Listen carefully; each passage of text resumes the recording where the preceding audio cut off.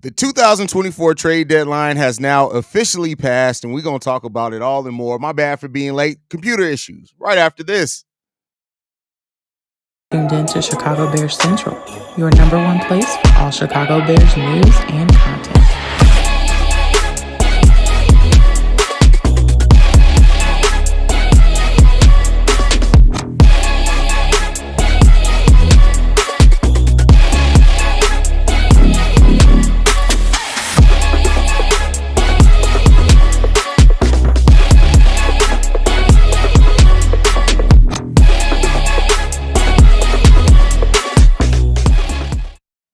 What's going on, Bears fans? Welcome to another episode of Chicago Bears Central. Not Bulls Central, Bears Central. What's going on, y'all, man? Glad to have you guys in the building, man.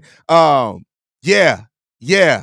Uh, yeah.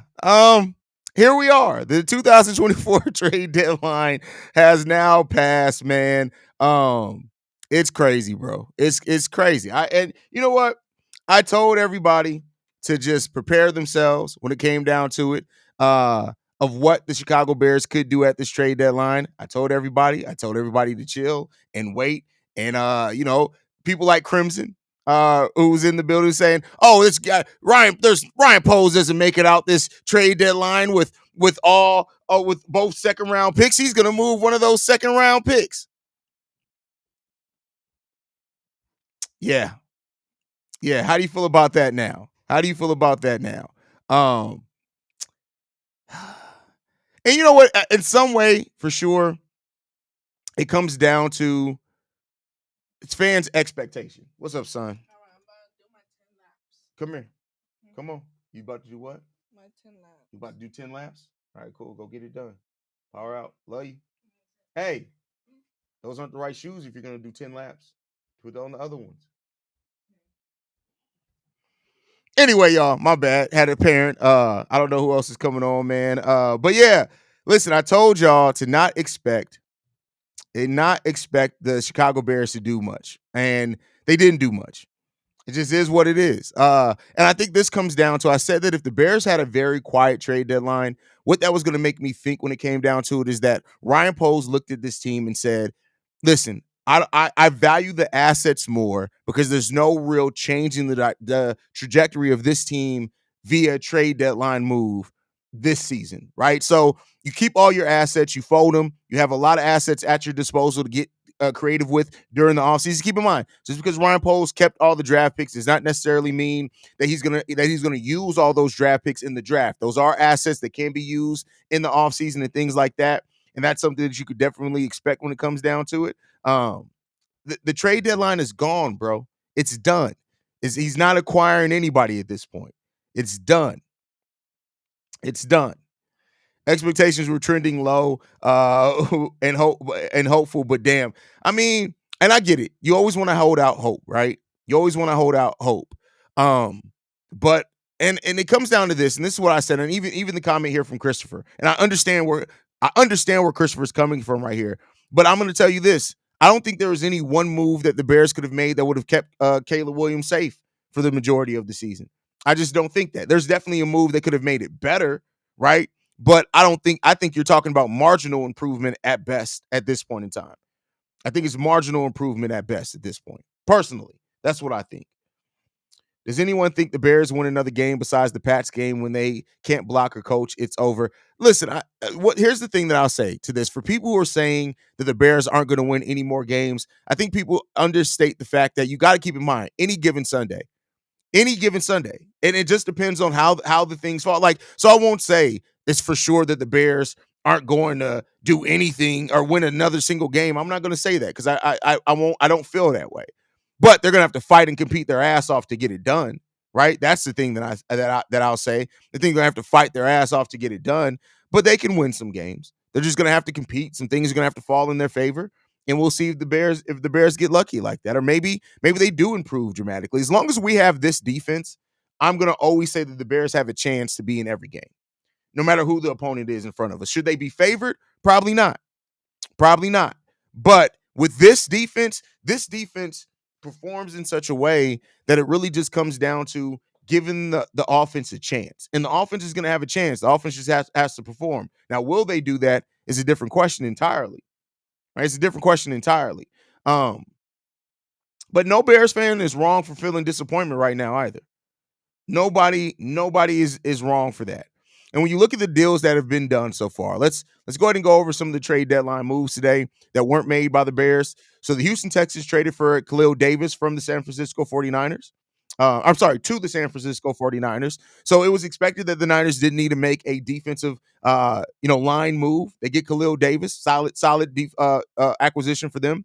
The Ravens get cornerback Tre'Davious White from the Rams. Solid move from them as well. The Green Bay Packers send Preston Smith to the Pittsburgh Steelers. That's an interesting enough when it comes down to it. But he's had 2.5 sacks in 9 games. So, it is what it is. We'll see what comes down with that.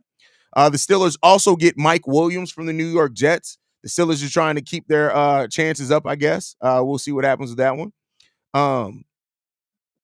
The Saints traded Marshawn Lattimore to the Commanders. That's a great deal for the Commanders. Amazing deal for the Commanders. Like, that's one of my favorite deals at this trade deadline by far. The Dallas Cowboys get Jonathan Mingo from the Carolina Panthers. Okay, cool. The Detroit Lions get Zadarius Smith from the Cleveland Browns. That's a move I would really like to see the Chicago Bears get, man. It's the Lions are going for it in the NFC North. They're trying to take the North, man. So we'll see what happens with that one. But that's really it, man.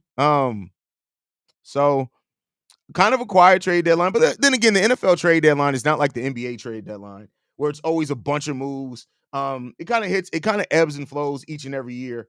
So take a look at that when it comes down to it. Jacob Pose is scary as fuck. To be honest, we pussy. That's crazy. That's crazy. With not trading the 2 second-round picks that we have in this draft, the Bears could draft 2 offensive linemen that could be important to the Bears' future. Completely agree with you, DMK.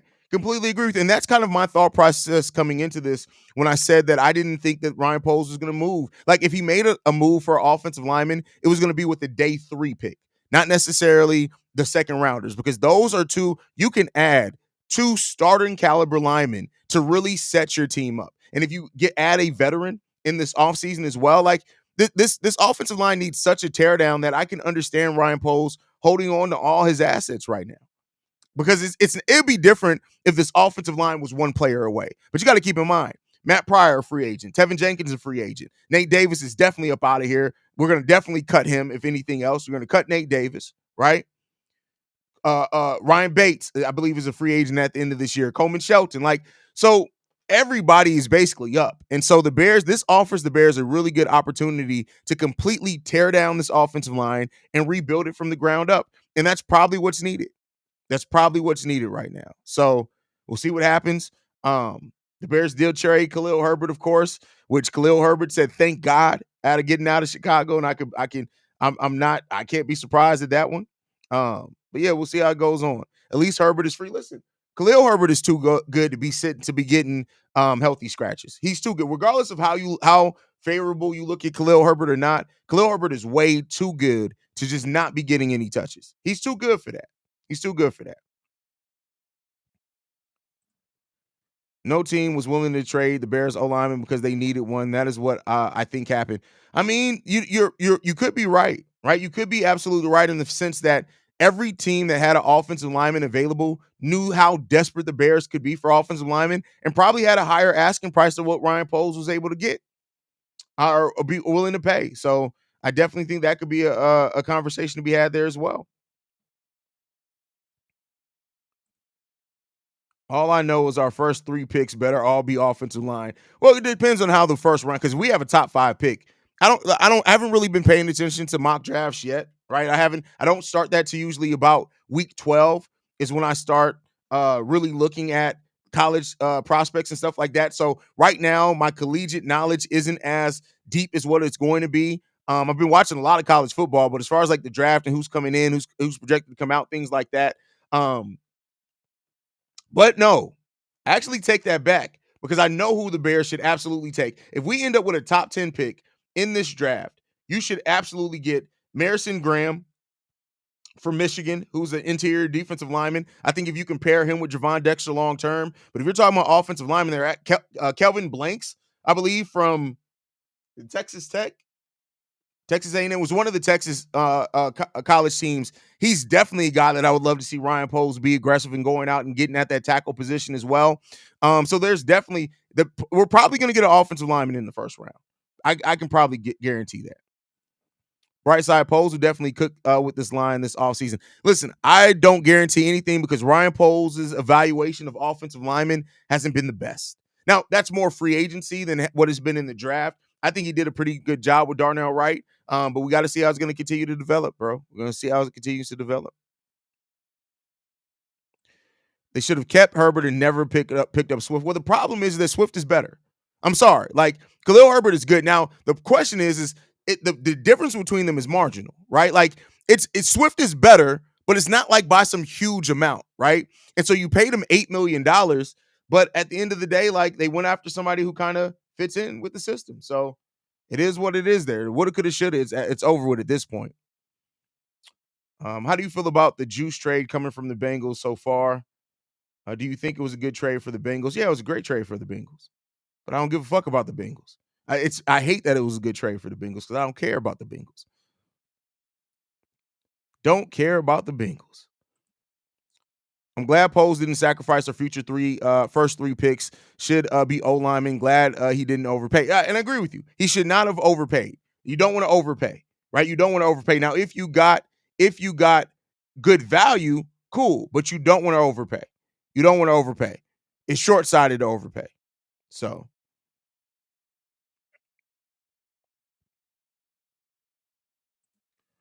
O lineman in Georgia, Tate is playing really well too. Tate from Georgia. I have to. I'll put him on my board. I'll put him on my board. But yeah, you guys know I give really good comprehensive draft coverage. So I got you guys covered on the draft. We're gonna cover everything, anything and everything. Chicago Care Bears. That's hilarious. That's funny. Swift could be better, but they do the same thing in my eyes. But Herbert and Swift are dual threat running backs. Yeah, but the fact is that Swift is much better in the passing game than Herbert's been. Now, he's also had more opportunity.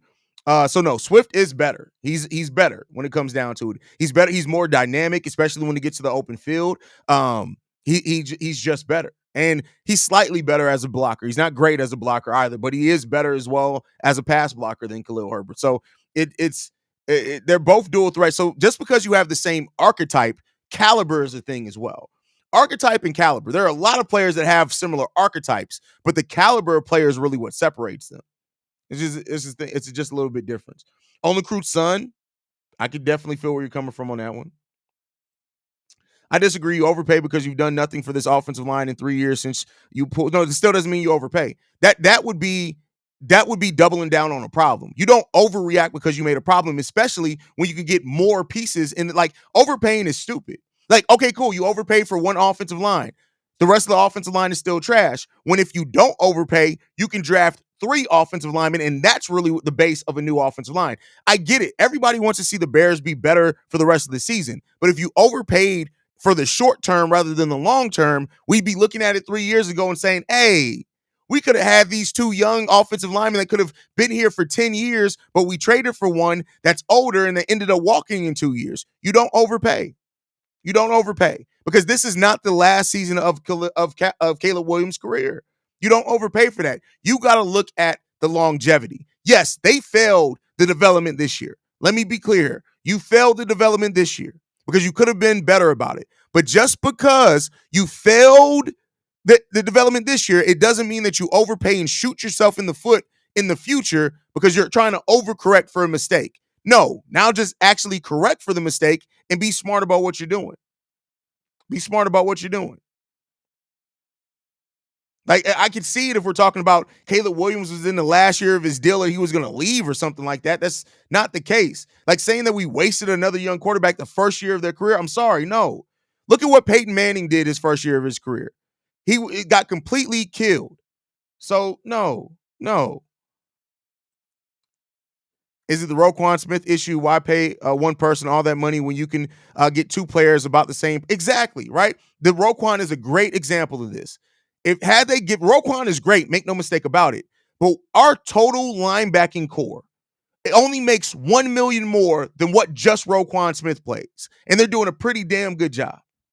Pretty damn good job, right? So yeah, you got to be smart. You got to be smart at where you are at that time. You got to be smart about where you are at that time. Again, you cannot be short. Not you cannot look the long-term implications for short-term gratification. You just can't do that. You can't do that. That's like cheating on your or losing your marriage for a woman that does everything for you because you got caught up in a side chick that's a prostitute and you can and you try to wife a whore. Like that's just it's stupid. It's dumb. It's dumb. Between free agency and top 3 picks, our O-line better should be better. Our O-line, listen, Ryan Poles has one singular focus: improving that O-line. That's what you got to do this offseason. You got to do it. You got to improve that O-line. You got to do it. Now, if Ryan Poles punts it again and we don't see significant O-line improvement this offseason, man, listen, that's a different thing. That's a different thing. Short-sighted overpays. That's exactly. We got away from that with Ryan Pace. Why do we want to go back to it again? Why do we want to go back to it again? Not a bad way to play, but it's different. It can hinder your worth if you haven't played or if you aren't playing good. It's hard to play running back in space, especially over going through contact first. The hard yards are crucial. Are you talking about with you back to the Swift and Khalil Herbert conversation? Yeah. Yeah. The Bears will be fine. We just need another coach and to reshape the O-line this offseason. That's a fact. That's a fact. That's a fact. Between the last draft offseason is now, the O-line could have been better already. Yeah, it could have been, and it should have been. Right? I want to be clear. It should have been. This does not at all overstate the fact that this O-line should have been better already. It should have been better already. I want to be clear here. It should have been better already. But you still don't overpay because you made mistakes. Go out there and be smart about it. Go out there and be smart about it. Bears Junkie, you're being a fan right now. And I understand you're upset. You're rightfully be upset. But just to say, all right, you should, so you want him to be stupid now? Like, that doesn't make any sense. Yeah, you should have been smart 3 years ago. All right, now be smart now. You don't make a dumb decision just because you weren't, like, you made a stupid decision in the past. That's stupid. That doesn't make any sense. I'm not understanding they should have kept Herbert. Why keep Herbert when he was going to leave? Herbert is gone. He would have been gone at the end of the season. Keeping Herbert does nothing for you. He wouldn't have got into the rotation. He wouldn't have done anything about that. He wouldn't have done nothing. So you got something back, right? And again, it's not a great asset. It's not great at all. Now, if you're smart about it, maybe. But, we'll see. Okay, but that doesn't matter at this point. Unless you got a time machine to go back and undo it, saying what he should have done doesn't fucking matter at this point. You need to be smart about what you do going forward. Now, that does not mean he doesn't get criticism for what he should have done in the past, but living in this, I'm just not a woulda, coulda, shoulda person. Because at some point, you got to get the fuck over it and do and be better now. That's it. Right? So us keep saying, oh, you should have did it last offseason. Okay, he didn't. You want him to do something stupid now? No, be smart about it. All right, you made a mistake. Go and be calculated. That's just like saying because he traded away a second for Chase Claypool. Now what? You want him to go and be stupid now? No, he learned from it and then went and got Montez Sweat with basically the same asset. He smartened up, right? So this whole thinking of, oh, well, he didn't do it. He should have did it 3 years ago. All right, cool. Do y'all not understand the being smart and making better decisions going forward? Just saying. I was hoping that the Bears would have traded the head coach for a new. Shut up, bro. That's hilarious. Listen, we're all over Matt Eberflus. We are all over Matt Eberflus. What's your thoughts on the next game? It's a home game. We'll get to that. We got time to get to that. We're talking about the draft, the trade deadline right now. We better put 50 on the Pat Sunday. Listen, I would love to say that we could do that, but one thing I've learned is that with this offense, man, I'm in the show me era. They got to show me, bro. I don't know what to think about this team anymore until they show me. I ain't gonna bail on Poles. He's still patient and hits on most of his draft picks and free agent picks without whoring out draft capital money like Pace. That's a fact. That's a fact.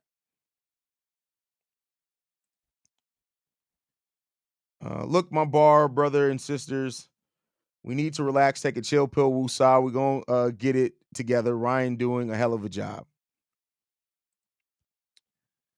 I'm scared, bro, because we brought Mitch on a lame duck coach. We brought Phil. Okay, yeah, but again, that's okay, cool. At this point, yeah, you're right to be scared and worried about it, but what's being scared money don't make money, right? Well, and Bears Junk, I agree with that. But the unfortunate part is that they waited too long. If they wanted something meaningful back for Khalil Herbert, they should have traded him this offseason. Literally, they should have traded Khalil Herbert the moment they signed DeAndre Swift if they wanted something better back. Now, I'm glad they got something over nothing, but if they were smarter about it, again, maybe this would have changed if Ian Wheeler didn't get hurt, right? We'll see what happens, man.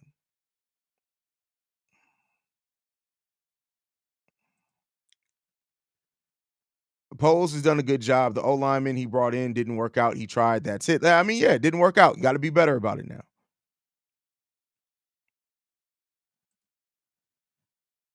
Finish moves coming in this draft. Watch. Let's hope so. Let's hope so. I'm not saying be stupid now, just that it should have been addressed more over the. Oh, facts. 100% facts on that, Brett. Like, no disagreement from you there. No disagreement there. Like, because either way, like, right? Like, when you look at what Poles, and I get it, Poles went out and got guys that played multiple positions. He thought he was adding depth, all that type of stuff, but your evaluation of it sucked, right? But either way, you've either had a quarterback that was one of the most sacked quarterbacks in the league the last few years in our last quarterback, or you had a new rookie quarterback coming in. Either one of those situations, you should have been investing more in your O-line because it would have helped you out either way, right? Honestly, what I'm honestly trying to get over this for over 30 years now, Haize, and we keep getting the same organizational decisions. It's frustrating. Sorry if I'm coming off as an ass, not my. Oh, you're bro. Like I said, Bears junkie. Like real talk, bro. Like I've been a Bears fan for 37 years. I'm 37 years old. Probably I've been paying close attention to the Bears as far as like more cognizant for probably about 29 years, probably around when I was 8 or 9 years old. And I agree with you. The failings of this franchise have been loud, evident, and repeated over and over and over and over and over again. So I completely understand your trepidation. I don't want to act like I don't understand your trepidation at all. I'm right there with you. I'm just more on the sign of, all right, Poles has worked every offseason. And that's at multiple positions. Poles basically has three main focuses this offseason as it stands right now. Head coach, offensive line, and in my opinion, I know not everybody's going to agree with this one, because Kevin Byard only has 1 year left on his deal, find your safety that's going to pair with Jaquan Brisker long term.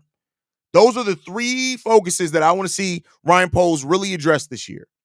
Head coach, O-line, your safety of the future that can be with Jaquan, build a tandem with Jaquan Brisker for the next 5 to 8 years. Those are the three focuses that I want to see from Ryan Poles. And if he can get those done and address those, this team is in a really good place. It's in a really good place.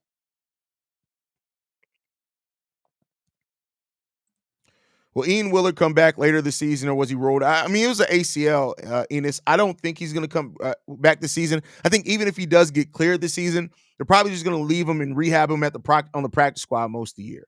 And that's if, right? Hey, if we change coaches, what are your thoughts on if we hire Ben Johnson or Kingsbury or Robert Salem?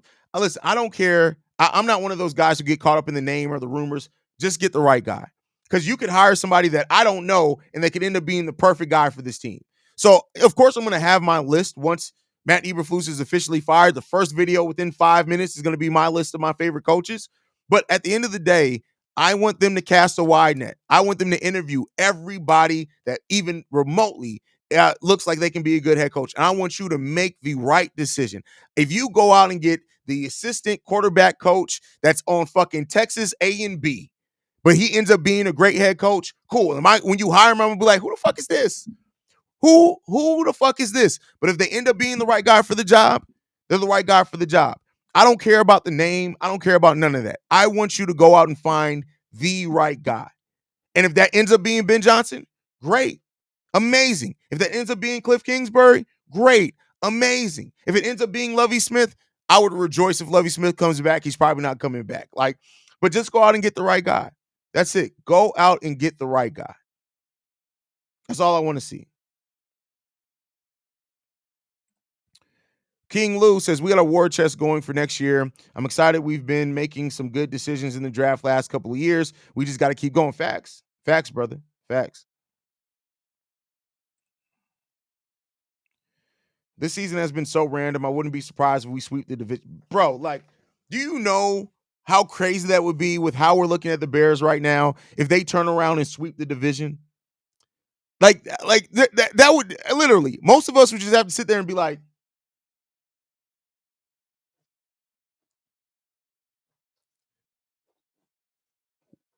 what? Like, most of us would be crazy. It would drive me crazy if the Bears sweep the division. Crazy. Keenan Allen is basically the third down slot, same as Komet. Why keep him if he's not producing like Cole? Well, the thing is that you got to have a partner. Keenan Allen is a free agent at the end of the season. Teams may have looked at it and said, hey, it would be different if Keenan Allen maybe was playing well, but he's been extra regular this season. Like, it's extra regular, right? And so teams are probably looking at it and saying, why give up an asset where we can sign him for nothing? The Bears will still get a compensatory pick, right? So we'll get a pick regardless. But I can understand teams looking at it and saying, yeah, Keenan Allen can come here and play great, but what if he really is just old now? Let's just wait till the offseason. I can see why teams may have not made that move. You got to have a partner to do it. You got to have a partner to do it. I didn't say that they would sweep the division. I said that if they did sweep the division, I'd be it'll drive me crazy. It would drive me fucking crazy. It would drive me crazy if the Bears sweep the division. That would be crazy. Would it be crazy if I said fire? Listen, to me, at this point, I don't give a fuck what Flus does for he can go undefeated the rest of the season. To me, you still cannot trust him to be a coach of a playoff team. He still got to go. We fired Lovey had 10 or 11 wins when we fired him, right? Somebody correct me if I'm wrong on that. Anybody can get it. Definitely Matt Eberflus. Anybody can get it. So that's all I got to say on that one. Bro, Lovey with this defense, listen. Matter of fact, if you hire Ben Johnson and Eric Washington doesn't want to stay on as defensive coordinator, give all the money you can to get Lovey to come in and coach the defense. Could you imagine the offense and defensive philosophies of Ben Johnson and Lovey Smith on the same coaching staff? You better fucking win the division at that point in time, my boy. In my opinion, my humble opinion. Yeah, it was 10 wins. I thought it was 10 wins. I thought it was 10 wins. People saying we focused on what over need with our draft picks, but I like our picks. Bringing in Swift and Allen too. Maybe that was a little more than what than need. Yeah, I mean, I think getting Allen and Romo Dunze in the same offseason to add to DJ Moore was a bit of an overkill. It was a bit of an overkill. Sell the team. Listen, I'm telling you right now, the McCaskies are never selling the team. Never. They're too ingrained in the city of Chicago. They are never. Listen, your great-great-grandkids will be complaining about the McCaskies owning the team. It just is what it is. Brisker's definitely getting re-signed. There's no question about it. Bookmark this, and let's come back. Jaquan Brisker is definitely getting re-signed. He's definitely getting re-signed. Now, how much and how long, that's the determining factor, but Jaquan Brisker is definitely getting re-signed, especially with the way that Ryan Poles has an attachment to guys that he's drafted. And it's not like Jaquan Brisker doesn't perform when he's on the field. Jaquan's getting re-signed. He's getting re-signed.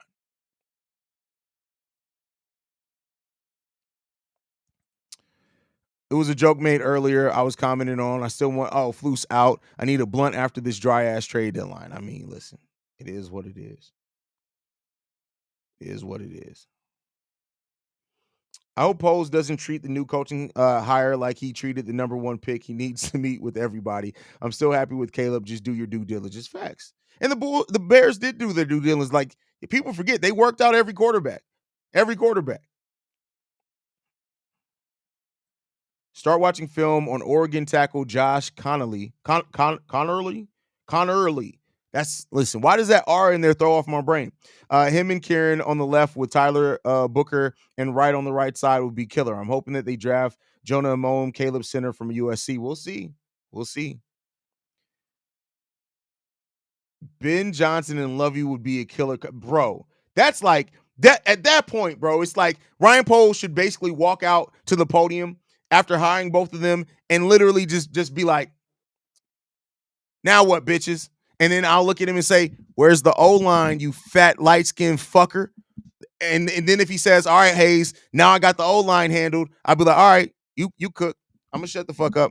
I'm gonna go back to shutting up. I'm a podcast again though. I'm gonna shut up though. I'm gonna shut up."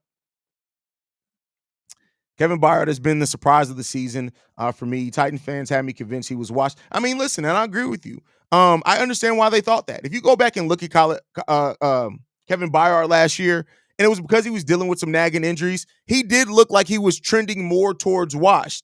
He's having a great comeback season. Like he's and like we said when they signed Kevin Byard, I literally said he's the perfect safety mate for Jaquan Brisker. The way that these guys can pair, go in and out, come like I really did see the potential of that. It was just if Kevin Byard was going to be healthy. He's healthy. So yeah, now we just got to get Jaquan Brisker out of the fucking concussion protocol is what comes down to it. Hey, I'm light skinned. Well, listen, I'm talking about that specific light skinned fat fucker. I'm light skinned fat fucker too. I'm not talking about myself. But all right, y'all, man. I want to thank you guys for tuning in to the trade deadline special, man.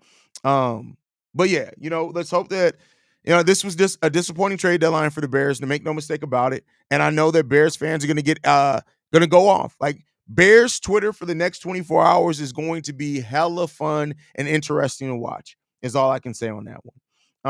But we'll see what comes about for this team. We now can stop the questions on who's gonna go, who's gonna stay. And now we can just focus on what product is going to be on the field for the team, which actually causes me a little bit more anxiety. I got heartburn a little bit just thinking about it.